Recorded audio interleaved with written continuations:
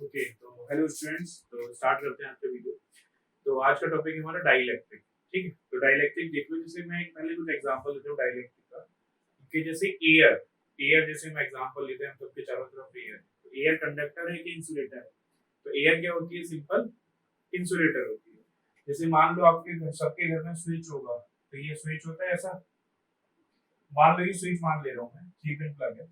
अब अगर मैं इसको आयरन से टच करूं तो ऑब्वियसली मुझे करंट लग जाएगा। लेकिन अगर मैं अपना हाथ इससे दूर रखूं तो बीच में कौन सा मटेरियल है? एयर। तो मुझे करंट नहीं लग रहा। तो यानी जो करंट है वो एयर के थ्रू फ्लो नहीं कर पा रहा। करंट अगर एयर के थ्रू फ्लो नहीं कर पा रहा तो यानी एयर क्या है? इंसुलेटर। तो बेसिकली एयर एक इंसुलेटर है। लेकिन अगर मैं आपसे बोलूं कि ठीक है, मान लिया मैंने एयर इंसुलेटर है, फिर आपने देखा होगा जब बिजली गिरती है, जब बादल कड़कते हैं तो बिजली गिरती है, तो वो जो इलेक्ट्रिसिटी हमारे पास आती है तो वो किसके थ्रू आती है? कोई वायर तो है नहीं ऊपर से नीचे तक। तो वो किसके थ्रू आती है? एयर के थ्रू आती है। तो यहाँ पर तो इलेक्ट्रिसिटी एयर के थ्रू आ रही है, लेकिन हमारे घर में आसपास इलेक्ट्रिसिटी एयर के थ्रू ट्रेवल नहीं कर रही। तो अब क्वेश्चन है, एयर कंडक्टर है कि इंसुलेटर है? ठीक है, तो नॉर्मल कंडीशन में बोले तो नॉर्मल कंडीशंस के अंदर एयर जो है वो इंसुलेटर है। लेकिन अगर आपने कुछ ऐसी सिचुएशन क्रिएट कर दी, बहुत हाई इलेक्ट्रिक फील्ड जनरेट कर दिया, तो एयर जो है वो आयनाइज हो जाएगी। एयर आयनाइज हो जाएगी तो वो एक कंडक्टर बन जाएगी। ठीक है, तो नॉर्मल कंडीशन में एयर एक इंसुलेटर है, और अंडर स्पेसिफिक कंडीशन जब इलेक्ट्रिक फील्ड बहुत हाई होगा तो एयर आयनाइज होकर कंडक्टर बन जाएगी। ठीक है, तो एयर बेसिकली ना कंडक्टर है ना इंसुलेटर है, बेसिकली क्या है? डाइइलेक्ट्रिक। ठीक, अब डाइइलेक्ट्रिक क्या है? सिंपल समझो इसे। A dielectric is a non-conductor, essentially non-conductor होता है। जैसे एयर नॉर्मल कंडीशन में अगर उसको देखेंगे तो non-conductor आएगी। A dielectric is a non-conductor up to a certain value of the field। एक certain value तक dielectric यानी certain value इलेक्ट्रिक फील्ड तक वो non-conductor रहता है, depending upon its nature। If the field exceeds the limit value, अगर हमने एक जरूरत से ज्यादा फील्ड दे दिया, called dielectric strength। ये इस फील्ड को पता करते हैं, आगे जाके मैं ये बताऊंगा डाइइलेक्ट्रिक स्ट्रेंथ। यानी अगर आपने इलेक्ट्रिक फील्ड को उसकी डाइइलेक्ट्रिक स्ट्रेंथ से ज्यादा कर दिया, तो जो डाइइलेक्ट्रिक है वो अपनी इंसुलेटिंग प्रॉपर्टी को लूज कर देगा। It will lose its insulating property and becomes a conductor. तो सिंपल है, डाइइलेक्ट्रिक क्या होता है? एसेंशियली इंसुलेटर होता है, लेकिन एक सर्टेन इलेक्ट्रिक फील्ड के बाद वो क्या बन जाता है? कंडक्टर बन जाता है। ठीक है, तो डाइइलेक्ट्रिक एसेंशियली इंसुलेटर है, लेकिन एक सर्टेन इलेक्ट्रिक फील्ड के बाद it will convert into conductor. ठीक है, बताया था। इसके एग्जांपल और देख लो, ग्लास हो गया, वुड हो गया, एयर हो गया, रबर हो गया, तो ये सारे एग्जांपल्स हैं। ठीक,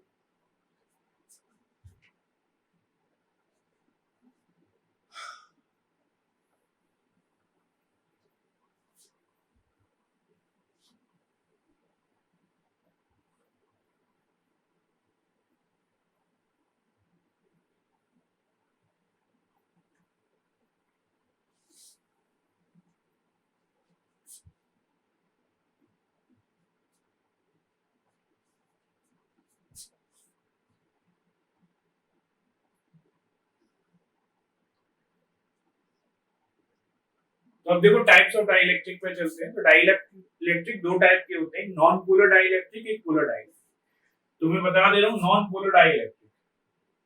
ठीक है, तो देखो नॉन पोलर डाइइलेक्ट्रिक,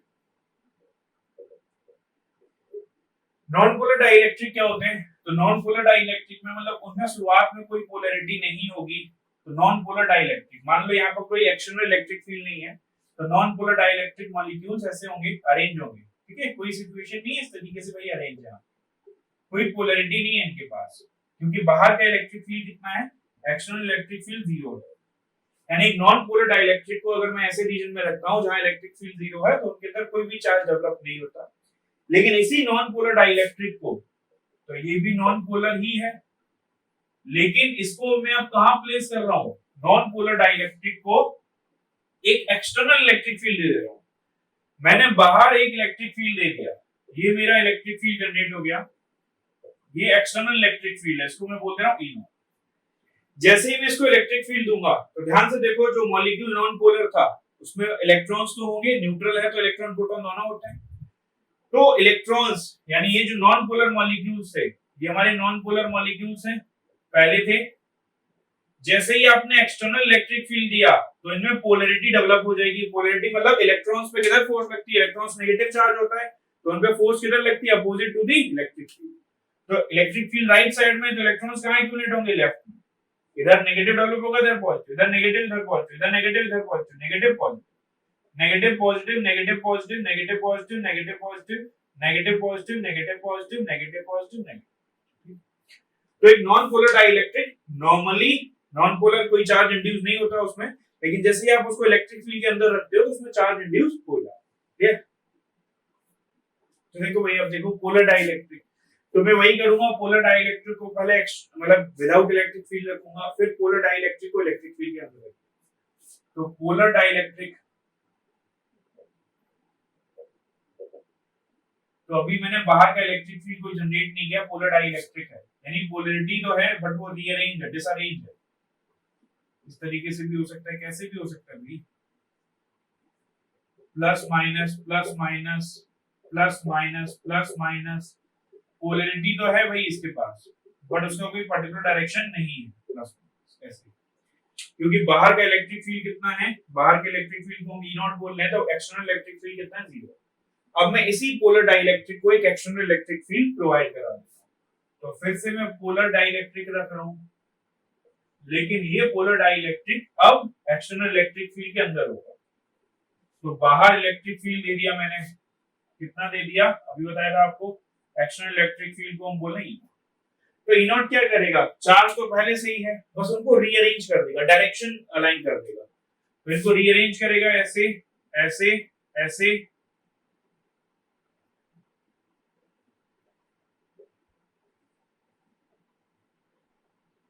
रीअरेंज कर देगा, ठीक है। तो नेगेटिव चार्ज इलेक्ट्रिक फील्ड के अपोजिट अरेंज होगा, पॉजिटिव चार्ज इलेक्ट्रिक फील्ड की तरफ अरेंज हो जाएगा।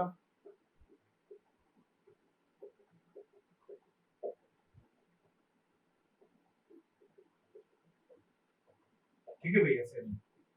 तो इसमें क्या था, पोलर में इंड्यूस चार्जेस तो थे पहले से, पर जैसे हमने एक्सटर्नल इलेक्ट्रिक फील्ड किया तो खुद को उन्होंने अरेंज किया। अब हमें ये जो डाइइलेक्ट्रिक मटेरियल है, ये कंडक्टर के अंदर कैसे बिहेव करता है, या इन द सेंस और यू कैन से एक्सटर्नल इलेक्ट्रिक फील्ड के साथ कैसे रिएक्ट करता है, वो अब हमें समझना है। तो भाई ये देखो, हमने देख लिया ये चार्जेस जो है वो हो जाते हैं, जो डाइपोल्स है वो खुद को रीअरेंज कर देते हैं, plus minus plus minus plus minus, तो ये डाइपोल्स क्रिएट हो जाते हैं।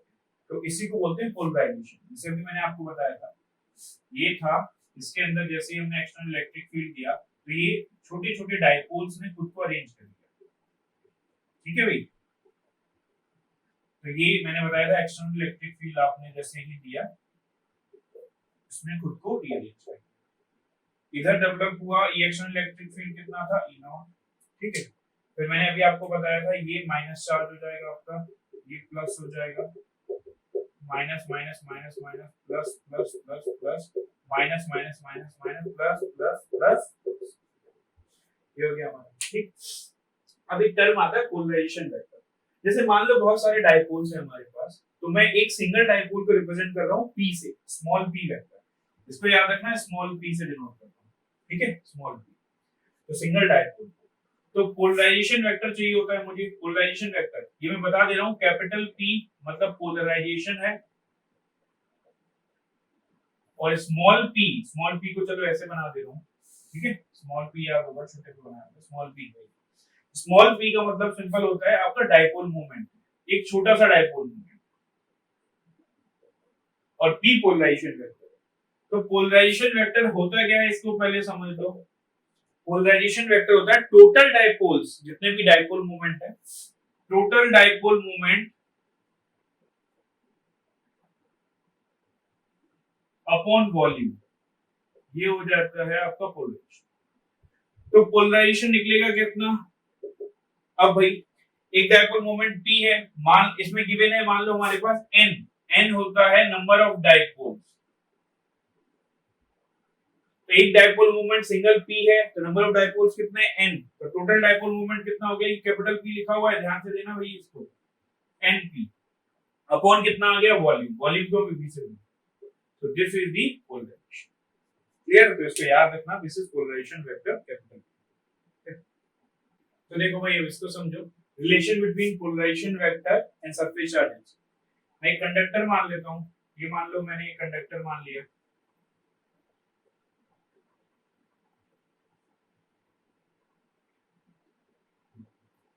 अब भाई मैं इस पे चार्ज मान लूं तो इस पे चार्ज भी डिनोट कर देता हूँ, इलेक्ट्रिक फील्ड डिनोट कर देता हूँ। इलेक्ट्रिक फील्ड जो है वो राइट साइड की तरफ है, sorry electric field right side की तरफ है, ये रहा इलेक्ट्रिक फील्ड मेरा E। तो इलेक्ट्रिक फील्ड राइट साइड की तरफ है तो इलेक्ट्रॉन किधर एक्यूमुलेट होंगे, इलेक्ट्रॉन एक्यूमुलेट होंगे इधर, ये हो जाएंगे इलेक्ट्रॉन एक्यूमुलेट। तो पॉजिटिव चार्ज किधर एक्यूमुलेट होगा, यानी काफी सारे डायपोल जो है वो अरेंज हो। तो अगर मैं छोटे से चार्ज की बात करूं तो इसका छोटा सा चार्ज है -q और इसका इधर छोटा सा चार्ज ले लेना +q। लेकिन अगर मैं टोटल चार्ज की बात करूं तो यहाँ टोटल चार्ज हो जाएगा कैपिटल Q और यहाँ पे टोटल चार्ज हो जाएगा -q। ये सारे छोटे छोटे चार्ज जोड़ के मैंने ये सॉरी इधर माइनस होगा और इधर क्या हो जाएगा प्लस, सारे छोटे छोटे चार्ज जोड़ दिए तो कैपिटल -q बन गया और ये सारे चार्ज जोड़ दिए कैपिटल +q। इनके बीच में लेंथ कितनी है भाई L। अभी मैंने आपको पोलराइजेशन वेक्टर बताया था, पोलराइजेशन वेक्टर है कितना, पोलराइजेशन वेक्टर होता है टोटल डाइपोल्स यानी n into p, ठीक है, टोटल डाइपोल्स अपॉन वॉल्यूम। इसको ध्यान से समझो आप, polarisation vector will be n into p। Dipole moment का मतलब होता है क्या है, एक सिंपल से डाइपोल मोमेंट का अगर मैं मतलब बताऊं तो सिंपल से डाइपोल मोमेंट का मतलब हो गया q into इनके बीच का डिस्टेंस, वहां तक 2l लेते थे लेकिन यहाँ डिस्टेंस मैंने कितना ले रखा है l, तो कितना बोल दूंगा q into l, लेकिन मैं इसमें n का भी मल्टीप्लाई कर दूंगा, ठीक है, n into q into l divided by v। इसको ध्यान से देखो, छोटा सा चार्ज स्मॉल q है, सारे चार्ज जुड़ गए तो n चार्ज हो गए n into q, कितना हो गया capital Q, n into q capital Q l। Volume क्या होगा इसका, इसका एरिया होगा a और लेंथ कितना होगा एरिया इनटू लेंथ, लेंथ से लेंथ कट गया तो कितना आ गया q by a। q by a कितना होता है भाई, q by a होता है सिग्मा, यहां से वेक्टर हटा दे रहा हूं क्योंकि सिग्मा स्केलर है, तो यानी पोलराइजेशन वेक्टर p किसके बराबर आ गया, सरफेस चार्ज डेंसिटी के बराबर आ गया। तो इसको याद रखना, polarisation vector p is equal to the surface charge density, clear. तो देखो भाई ये दो छोटे से टर्म है, इनको देखो, dielectric strength and dielectric breakdown, ठीक है। तो इनकी डेफिनेशन देखो आपको खुद समझ आ जाएगा। मैंने एक बताया था एयर एसेंशियली एक इंसुलेटर है, यानी एक लिमिट तक वो इंसुलेटर बनी रहेगी, लेकिन एक सर्टेन लिमिट के बाद वो अपनी इंसुलेटिंग प्रॉपर्टी खोल देगी, यानी डाइलेक्ट्रिक खत्म हो जाएगा, डाइलेक्ट्रिक का ब्रेकडाउन हो जाएगा, ठीक है। वही चीज यहाँ पे हमें देखनी है। The maximum electric field that the dielectric can tolerate without breakdown is called dielectric strength। Maximum electric field कितना झेल सकता है डाइलेक्ट्रिक जब तक उसका ब्रेकडाउन ना हो, उसे बोलते हैं डाइलेक्ट्रिक की स्ट्रेंथ, ठीक है। अब इसकी ऐसा यूनिट क्या होगी भाई, इलेक्ट्रिक फील्ड ही तो है, तो इसकी ऐसा यूनिट क्या होगी electric field, that is volt पर मीटर। एक सर्टेन लिमिट तक वो झेल सकता है, उसके बाद वो ब्रेकडाउन हो जाएगा, ठीक। सेकंड है डाइलेक्ट्रिक ब्रेकडाउन। अगर हमने applied electric field dielectric strength से ज्यादा कर दिया तो डाइलेक्ट्रिक का ब्रेकडाउन हो जाएगा, यानी वो इंसुलेटिंग प्रॉपर्टी खत्म हो जाएगी उसकी, तो वो क्या बन जाएगा, कंडक्टर बन जाएगा। If dielectric field is more than the dielectric strength then the dielectric breakdown takes place and hence dielectric becomes a conductor, clear। तो बिल्कुल सिंपल है, डाइलेक्ट्रिक स्ट्रेंथ और डाइलेक्ट्रिक ब्रेकडाउन। तो भाई देखो, अब हम डाइलेक्ट्रिक मटेरियल को एक्सटर्नल इलेक्ट्रिक फील्ड के अंदर प्लेस करेंगे और देखेंगे।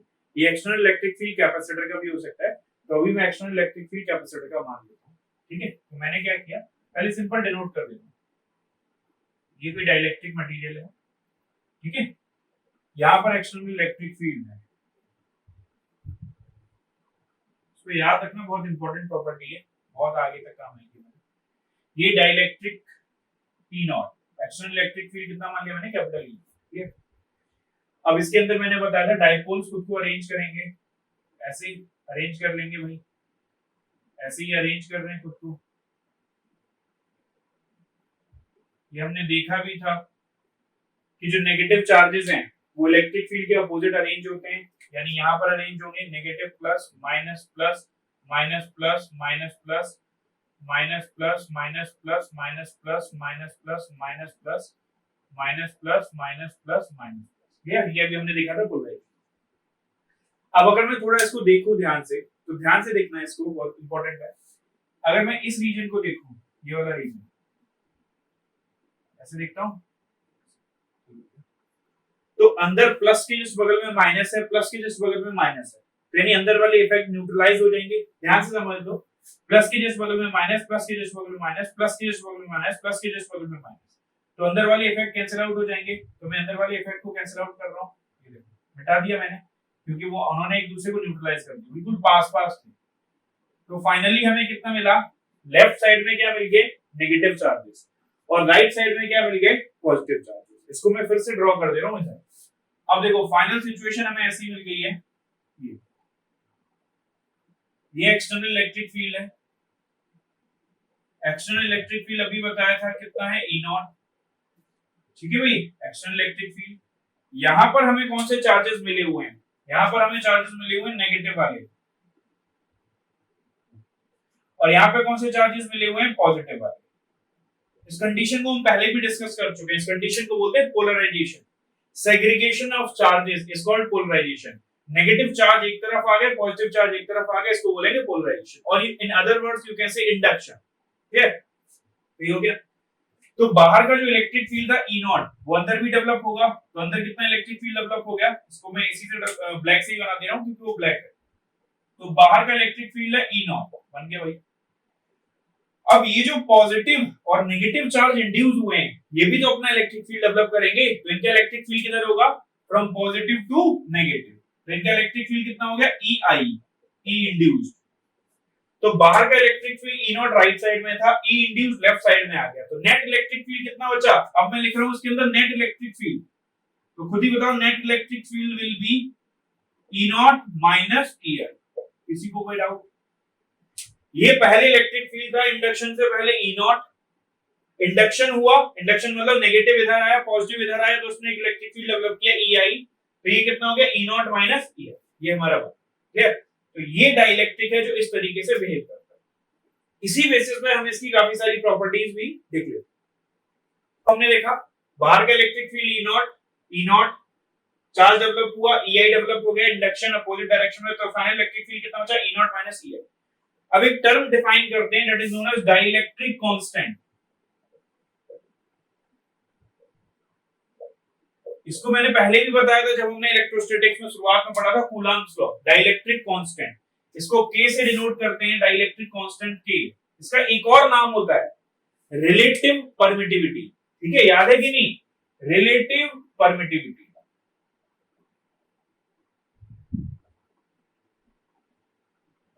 जो कि कितनी होती है, एप्सिलॉन आर। याद है, याद आ गया होगा। अब ये होता क्या है उसे समझ लेते हैं। ये डाइलेक्ट्रिक कांस्टेंट K होता क्या है, जो इलेक्ट्रिक फील्ड पहले था, it is the ratio of initial electric field upon final electric field. E initial यानी पोलराइजेशन से पहले जो था, और जो पोलराइजेशन के बाद है। तो पोलराइजेशन से पहले कितना था, ई नॉट। पोलराइजेशन ई नॉट था, इसमें ये डेवलप हुआ, मान लो ये 10 है और ये 2 है, 10 में से 2 गया तो कितना बचा, 8 बचा। तो ई नॉट अपन कितना हो गया, ई। फाइनल इलेक्ट्रिक फील्ड हमने कितना बोल दिया, ई। ठीक है, ये हो गया हमारा। इसको मैं ई को ऐसे भी लिख सकता हूं, E naught upon E naught minus E I, ऐसे भी। ठीक है, वो तो हमारे ई की वैल्यू लिखनी है। तो मैं के को फाइनली क्या लिख दूं, व्हाट इज के, ई नॉट बाई ई। ये के कोई और नहीं है, डाइलेक्ट्रिक कांस्टेंट है, और इसका दूसरा नाम क्या था, एप्सिलॉन आर। याद रखना, के और एप्सिलॉन आर सेम होते हैं। तो फाइनली मुझे इससे क्या मिल गया, E is equal to what, E naught by K. बहुत इंपॉर्टेंट रिलेशन यहां से आ रहा है कि पहले इलेक्ट्रिक फील्ड ई नॉट था, अब इलेक्ट्रिक फील्ड हो गया E। तो ई नॉट पहले था, अब हो गया है ई नॉट बाई के। तो डाइलेक्ट्रिक के अंदर इलेक्ट्रिक फील्ड के टाइम्स क्या हो जाता है, डिवाइड हो रहा है भाई। तो डाइलेक्ट्रिक के अंदर इलेक्ट्रिक फील्ड के टाइम्स क्या हो जाता है, कम हो जाता है। ठीक है, तो ये बहुत इंपॉर्टेंट प्रॉपर्टी है, इसको याद रखना। इनसाइड द डाइलेक्ट्रिक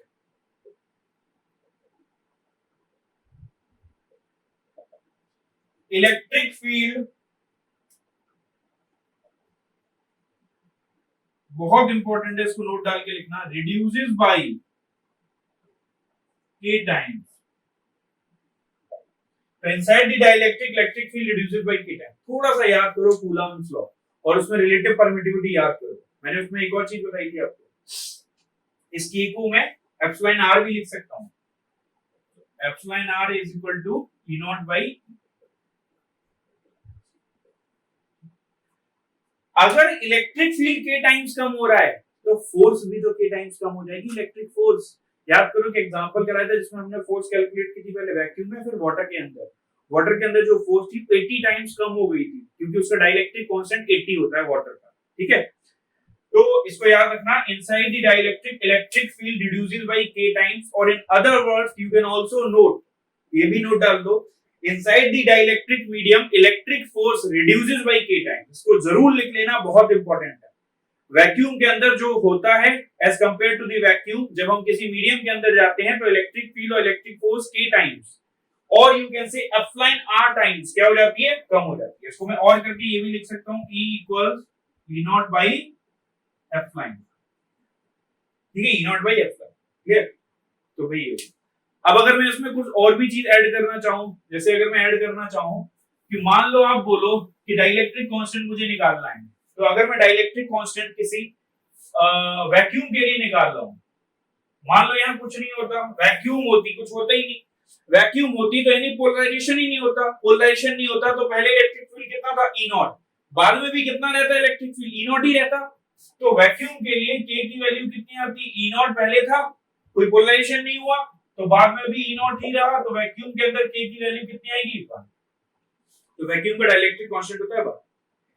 अब थोड़ा कंडक्टर को याद करो, कंडक्टर की प्रॉपर्टी याद करो, कंडक्टर के अंदर पोलराइजेशन इतना ज्यादा होता है कि ये इसको कैंसिल आउट कर देता है, ठीक है।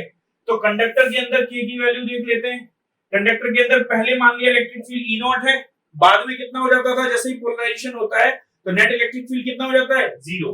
तो यानी k कितना आ गया उसका, ठीक है। इसको याद रखना, वैक्यूम के अंदर 1 होता है, कंडक्टर के अंदर। अगर मैं बोल दूं परफेक्ट इंसुलेटर, परफेक्ट इंसुलेटर, ठीक है, वैसे तो वैक्यूम है जिसमें पोलराइजेशन हो ही नहीं रहा है, ठीक है। और नॉर्मल डाइलेक्ट्रिक की बात करूं तो नॉर्मल डाइलेक्ट्रिक में हमेशा इलेक्ट्रिक फील्ड थोड़ा कम हो जाएगा।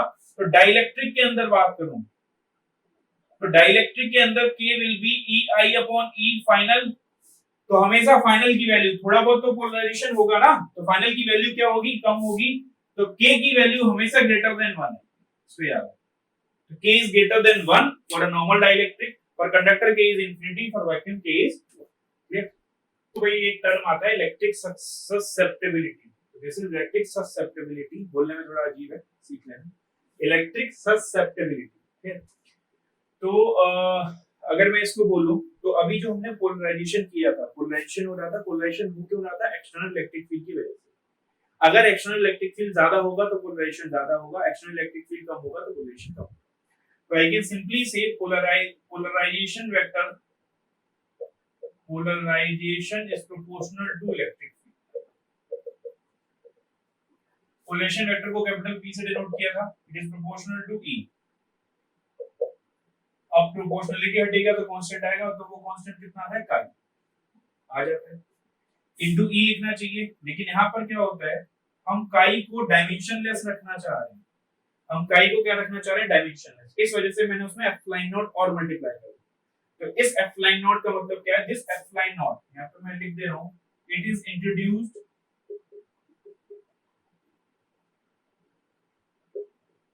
टू कीप काई डायमेंशनलेस,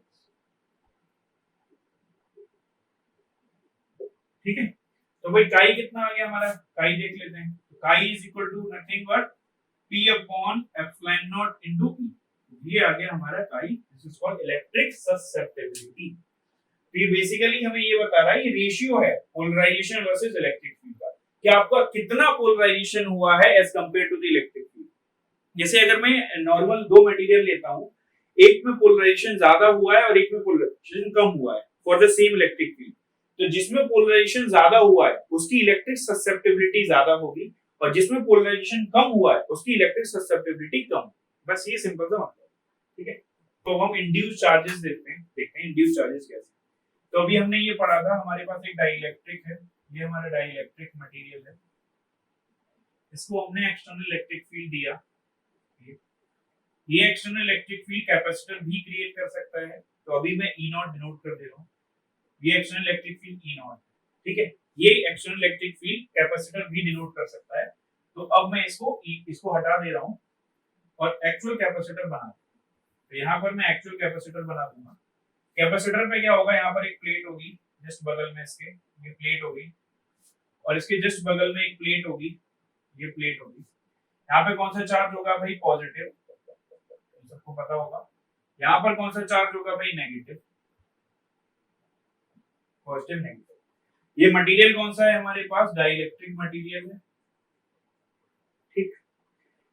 ये कैपेसिटर की प्लेट इलेक्ट्रिक फील्ड डेवलप करती है। कैपेसिटर की प्लेट के अंदर इलेक्ट्रिक फील्ड होता है ई नॉट, जिसकी वैल्यू होती है सिग्मा अपॉन एप्सिलॉन नॉट, ये सबको पता होगा। तो इसने इलेक्ट्रिक फील्ड जनरेट किया ई नॉट। अब इसके अंदर पोलराइजेशन हुआ। अच्छा, इस पे कितना चार्ज है? प्लस क्यू, इस पे कितना चार्ज है? Minus Q. तो पोलराइजेशन हुआ, तो यहाँ पे कौन सा चार्ज डेवलप हो गया? नेगेटिव हो गया।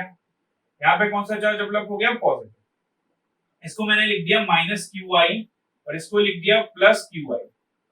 Q का मतलब है charge on the plates, QI का मतलब है इंड्यूस चार्जेस, माइनस QI मतलब negative of induce charges, plus QI मतलब दिस। तो पहले इलेक्ट्रिक फील्ड था E नॉट, अब पोलराइजेशन इलेक्ट्रिक फील्ड डेवलप होगा EP। तो फाइनल इलेक्ट्रिक फील्ड हमको कितना मिल जाएगा? E equals E not minus, इसको EI सॉरी हमने बोला induce, E equals E not minus EI, ये मैंने लिख दिया। तो मुझे ये चार्जेस की वैल्यू, इंड्यूस चार्जेस की वैल्यू बतानी है। तो अगर मैं इसको लिखना चाहूं, तो इसको अभी मैंने बताया था आपको, मैं के टर्म्स में लिख सकता हूं। के को हमने क्या लिखा था? तो ई आई, ठीक है। आपको ये याद होगा कि हमने इसको क्या लिखा? हमने वैल्यू लिखी ई is equals E naught by के, ये वैल्यू लिखी हमने।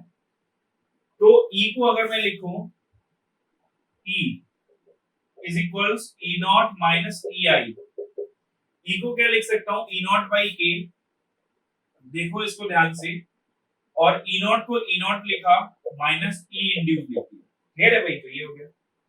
तो अब मैं ई आई को क्या लिख दूं? What is E I? E I is, यहां पर ई आई हो गया ई नॉट 1 माइनस 1 अपॉन के। ई आई इज ई नॉट के माइनस 1 अपॉन के। अच्छा, अब मुझे इलेक्ट्रिक फील्ड की वैल्यू पता है। EI को क्या लिख सकता हूं? Sigma I upon epsilon not. E not को क्या लिख सकता हूं? Sigma upon epsilon naught into K minus 1 upon K। अच्छा, अब सिग्मा को क्या लिखूं? चार्ज अपॉन एरिया, इसको क्या लिखूं? QI upon A into epsilon not Q upon A। ये सिग्मा इंड्यूस वाला है, ये सिग्मा प्लेट वाला है। तो Q upon A into epsilon naught into K minus 1 upon K। तो ये पूरा कैंसिल आउट हो गया। तो what is QI? QI equals Q K minus 1 upon K। This is the, clear है भाई? अच्छा, इसको ये और देख लेना, ये जो इंड्यूस चार्ज मैंने निकाला हुआ है, ये डाइलेक्ट्रिक मटेरियल की थिकनेस पे डिपेंड नहीं करता। मतलब चाहे वो पूरे रीजन में भरा हो, चाहे कम रीजन में भरा हो, चाहे और कम रीजन में भरा हो, induced charge it does not depend on the thickness of the dielectric material. It does not, इसको लिख देना भाई नोट डाल के, it does not depend on the thickness of dielectric। अच्छा, ये थिकनेस ऑफ डाइलेक्ट्रिक का कांसेप्ट इसलिए आया क्योंकि आगे जाके हमें पढ़ना है कि डाइलेक्ट्रिक हाफ फील्ड होगा, पार्शियली फील्ड होगा, तो वहां पर चाहे जैसा भी फील्ड हो, बट इसकी वैल्यू चेंज नहीं, ठीक है? तो देखो भाई, ये रिलेशन देखो, हमें एक रिलेशन निकालना है के और एस के बीच में। तो मैं लिख सकता हूँ ई, जो भी हमने डिराइव किया था, ई नॉट माइनस ई आई, ये लिख दिया मैंने ई। अब ई नॉट को ई नॉट लिखूंगा, ई आई को क्या लिख सकता हूँ? सिग्मा अपॉन एप्सिलॉन, इसको लिख दिया मैंने।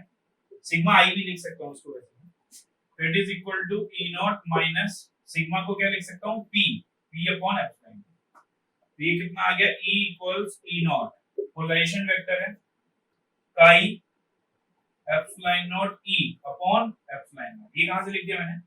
क्योंकि मुझे पता है ना पोलराइजेशन वेक्टर काई एप्सिलॉन नॉट ई के बराबर होता है। ये अभी हमने किया था, एक दो थोड़ा देर पीछे जाके वीडियो देखोगे, ये मिल जाएगा। ये हमने इसको डिफाइन किया था काई को, तो ये मिल गया। तो मैं क्या करूं इसको, मैं अपनी इक्वेशन को ई से डिवाइड कर दे रहा हूं, डिवाइड बाय ई। तो यहाँ पे आ जाएगा 1, यहाँ पे आ जाएगा ई नॉट बाई ई, और यहाँ पे आ जाएगा ई से डिवाइड करूंगा, यहाँ पे ई लिखूंगा, एप्सिलॉन नॉट से एप्सिलॉन नॉट कैंसिल आउट पहले ही हो चुका है, यहाँ पे कितना बचेगा, काई बचेगा, क्योंकि इसको भी से डिवाइड करूंगा, ये कैंसिल आउट होगा, तो कितना बचा 1 equals k plus k minus काई, तो कितना आ गया भाई k इक्वल्स 1 प्लस काई, ये याद रखना, तो k इक्वल्स 1 प्लस काई, इस k को हम एप्सिलॉन r भी तो लिखते हैं, तो 1 प्लस काई, ठीक है, तो ये रिलेशन आ गया इंग्लिश में।